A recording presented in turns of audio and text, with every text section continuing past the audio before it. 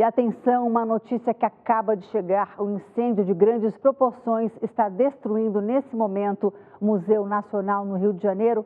Essas são imagens do helicóptero da Record TV, captadas agora, ao vivo. O fogo começou por volta das 7h30 da noite. Aos poucos, todo o prédio histórico foi tomado pelas chamas.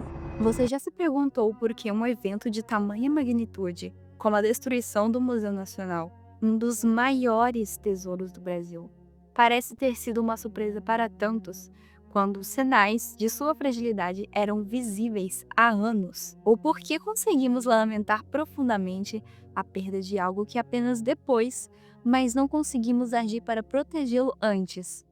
Pois é, resposta chocante e pode te assustar. Nossa memória coletiva. Nosso patrimônio estava sendo silenciosamente sequestrado ano após ano, bem debaixo dos nossos olhos. E estamos perdendo uma batalha que nem sabíamos que precisávamos lutar. Em meio ao Rio de Janeiro, uma estrutura grandiosa que outrora pulsou vida e conhecimento jaz hoje como um espectro.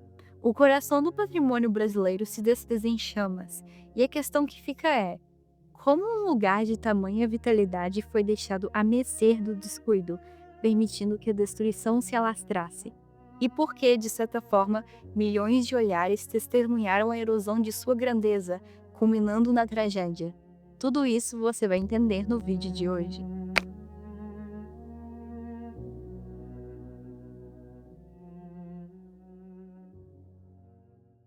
O Museu Nacional do Brasil, localizado no Rio de Janeiro, não era apenas um edifício, era o coração pulsante da ciência e da memória de uma nação jovem. Fundado em 6 de junho de 1818, pelo então rei Dom João VI, sob a denominação inicial de Museu Real, sua criação não foi um mero acaso.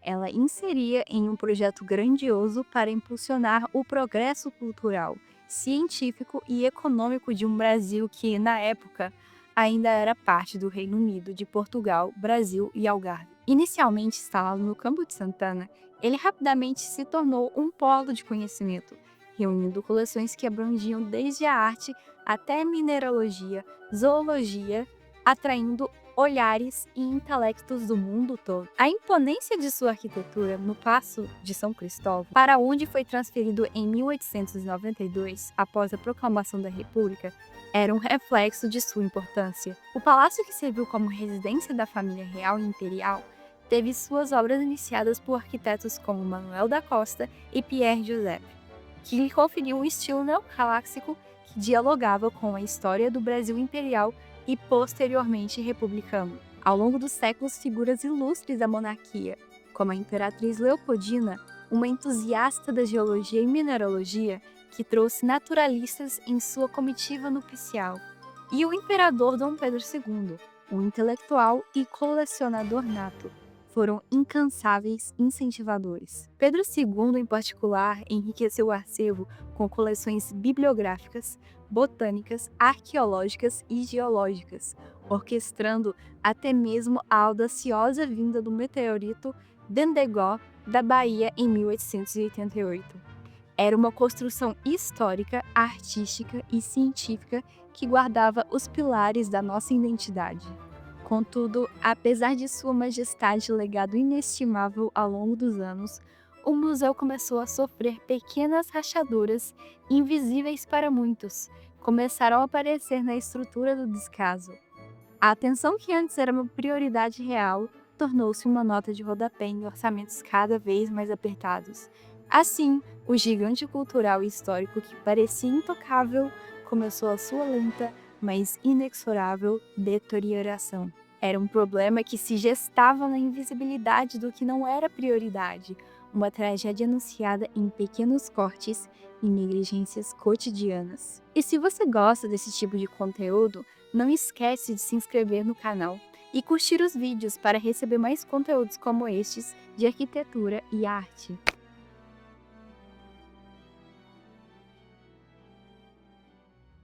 A grandeza do Museu Nacional não residia apenas em seu prédio, mas no que ele abrigava.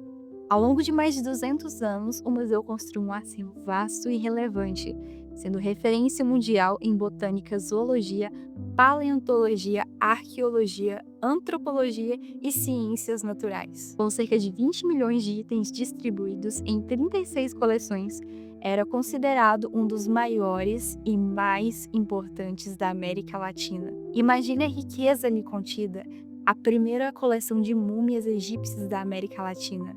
Peças históricas que contavam a trajetória do Brasil desde seu descobrimento até a proclamação da República, incluindo mobiliário e objetos pessoais da família imperial. E uma coleção arqueológica clássica, com 750 peças greco-romanas, algumas provenientes da escavação de Herculano e Pompeia, trazidas pela própria imperatriz Teresa Cristina.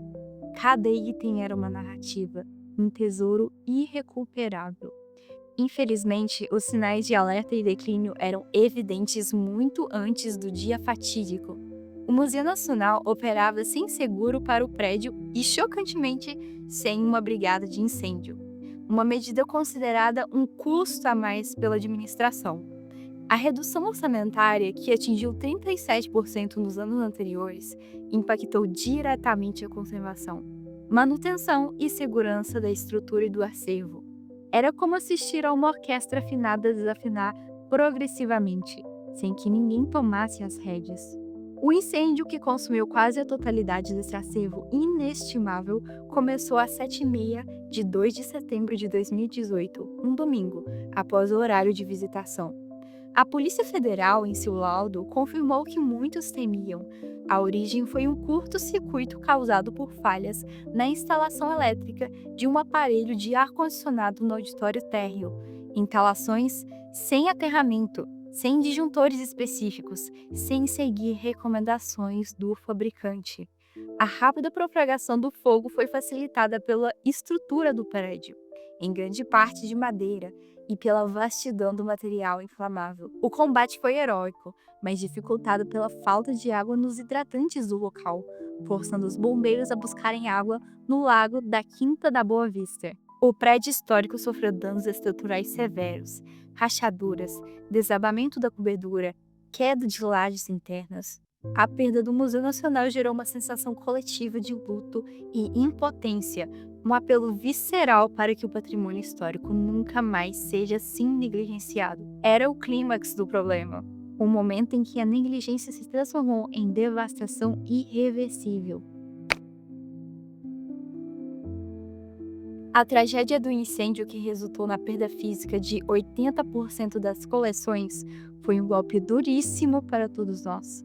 Contudo, em meio às cinzas, a resiliência e a capacidade humana de reconstrução começaram a emergir. Nem tudo estava perdido. Coleções inteiras foram preservadas em áreas como botânica, vertebrados, alguns setores de vertebrados e arqueologia. A solução imediata veio da dedicação de uma equipe do próprio Museu Nacional, que se mobilizou rapidamente para resgatar os acervos do palácio. Cerca de 5.000 lotes e peças foram retirados e catalogados, revelando que alguns materiais, como os de geologia, paleontologia, cerâmica, ferro, ossos e conchas do filo molusca, resistiram ao fogo de forma surpreendente. O processo de recuperação do acervo e do edifício segue em andamento, um testemunho de que a solução para a negligência é a ação contínua. Parte da fachada do museu, esculturas de mármore e a cobertura do primeiro bloco já foram restauradas e entregues, com a previsão de conclusão total para 2028.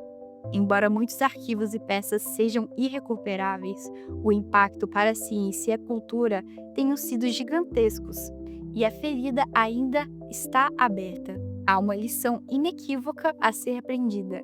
O incêndio, por mais doloroso que seja, deve ser um marco para a conscientização sobre a importância vital da preservação e do patrimônio do Brasil.